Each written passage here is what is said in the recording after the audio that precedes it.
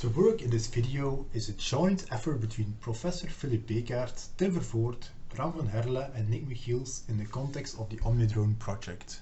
The camera system we have been developing in the OmniDrone project is a portable system with 4 cameras with each a resolution of approximately 4000 by 2000 pixels.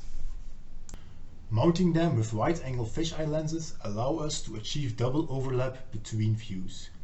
Each camera can capture a 220-degree field of view.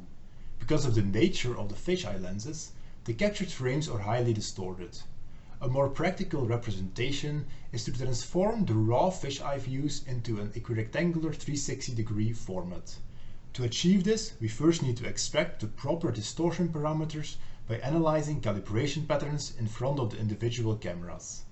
If needed, the 4 equirectangular images can be stitched together into one single omnidirectional frame. However, we have seen that most of the proposed algorithms in this project don't rely on such composited frames, but can work directly on the individual cameras. Although the prototype of the camera is portable, it is not yet sufficiently stable and solid to be mounted under a drone. However, we have been using it to evaluate different algorithms in the project.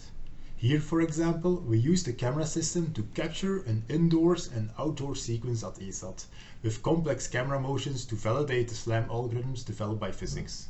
The camera is mounted on a tripod and a trolley, while the recording is done with a laptop. Each sequence consists of 4 different camera tracks.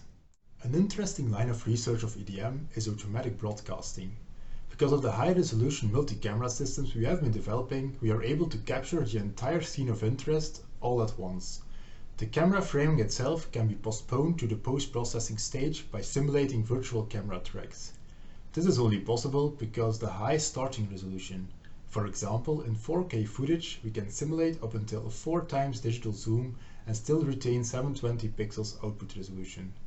The idea of this project is to make this manual virtual framing and editing as automated as possible. So if we do a quick recap and look back to what we had last time, we first started with the automatic broadcast of a single person in a multi-view camera setup. The person is tracked in each frame and the proper virtual camera framing is defined. A couple of additional automatic rules are used to decide when to switch between camera views. Then we extended this approach towards multi-person broadcast. This can be seen as an equivalent to traffic and surveillance footage. Here the key challenge is to achieve proper tracking of multiple individuals over time. A user can then decide on one or more persons to follow and cut out. This works pretty well when applied to the individual cameras alone. However, if we want to cut from the person in one view towards the same person in a different view, we also need person re-identification. Otherwise, it is simply impossible to link similar persons across the different viewpoints. Last time I presented some of the initial results of our person re-ID. We continued working on this and applied it to the full sequence. The goal is that for each bounding box in one view, we iterate over all bounding boxes in another view and identify the best matching person. The metric to decide if one person matches the other one is based on the Euclidean distance between the features of both bounding boxes. We experimented with 2 different types of features, one built with a traditional image processing approach, the other one relies on deep person re-identification. Because we work on video and have all persons tracked over multiple frames, we can utilize features from previous frames to build a more robust mean feature over time. Once the best match is identified, we assign the same person ID to that bounding box. In this case it works pretty well because both cameras are quite close together and the changes in background is relatively small. But it's likely to be much more challenging when the viewpoints are further apart from each other. To test our person re-identification on a more challenging dataset, we evaluated it on the online 360-degree free viewpoint dataset of Thomas Mocky and colleagues. The dataset consists of 40 omnidirectional cameras, evenly spaced in an indoor environment where multiple persons are walking around freely.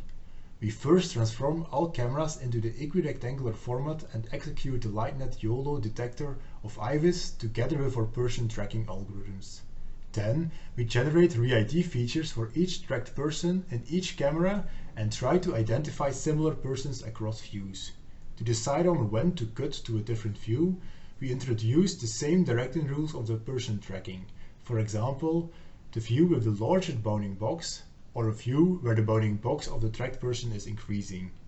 To show you a result, in this example we selected the man with the white sweater and tried to follow him across the room. The results are quite promising. Overall, the person continues to be in frame. However, it is far from perfect. Occasionally, the system switches to a wrong person because the re-ID features are not always unique. The rules for viewpoint selection are relatively simple and can be extended in the future with more realistic rules. For example, right now, it does not make a distinction between front-facing and back-facing angles. Another important remark is that the approach is still rather slow, because the processing time increases quadratic with the number of persons and viewpoints. As a result, the technique is limited to work offline as a post-processing step. However, we believe that it should be feasible to make it real-time in the future. Apart from the challenges in Re-ID, we also try to increase the capabilities of the framing and directing tools for more complex scenarios. For example, here we have an in-house recording of a basket game with 3 wide-angle cameras, 2 basket views and 1 side view. Instead of just single-person tracking, we now have included rules for group tracking. The detection of the individual persons is shown in red. The camera framing is shown in yellow. Our approach is that the user of the system can define a set of high-level selection parameters per viewpoint. These parameters will be chosen in function of the use case or application domain at hand. For example, for the basket views, a growing bounding box is most important because it suggests that the players are moving towards that basket. On the other hand, for the side view, a fast-moving bounding box is most important because there it suggests that the players are moving away from one basket and are running to the other side of the court. The result is a broadcast where both framing and viewpoint selection are executed automatically. However, the user is still able to give manual input on how the system behaves. Most of the algorithms we have developed up until now are proof of concepts and are running offline.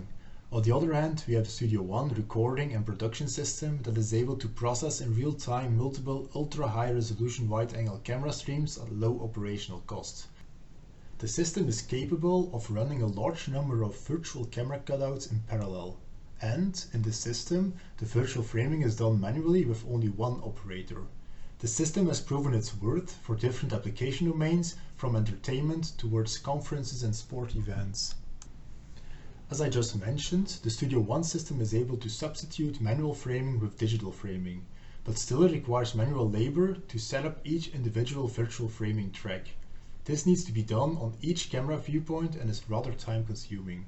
Our next goal is to integrate the automatic broadcast algorithms with the online processing capabilities of the Studio One system.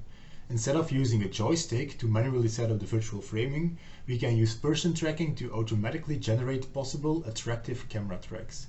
This would be already a huge improvement, since then the operator can mainly focus on the creative part by selecting the right output views. Additionally, we can also use the viewpoint selection criteria to make suggestions about what viewpoint could be interesting to broadcast. The basket game I showed earlier is processed in an offline fashion and then edited into the final result. The first step of integration was to export the editing rules into a format that is understandable by the Studio One software.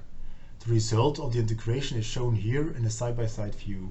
There are some main advantages.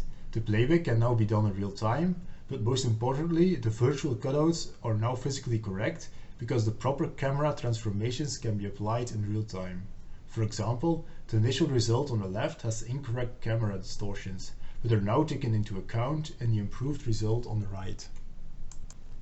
The next step in this OmniDrone project is the full integration of our detections and tracking algorithms for multiple persons with the live system. We have some initial results on the integration of the tracking of a single person in a live multi-view setup. For this, we integrated the YOLO detector, which can be applied directly to the recorded frames. The most challenging next step is to integrate the more complex multi-person tracking and camera selection tools. Once the multi-view tracking is up and running in real time, adding additional rules should be rather straightforward.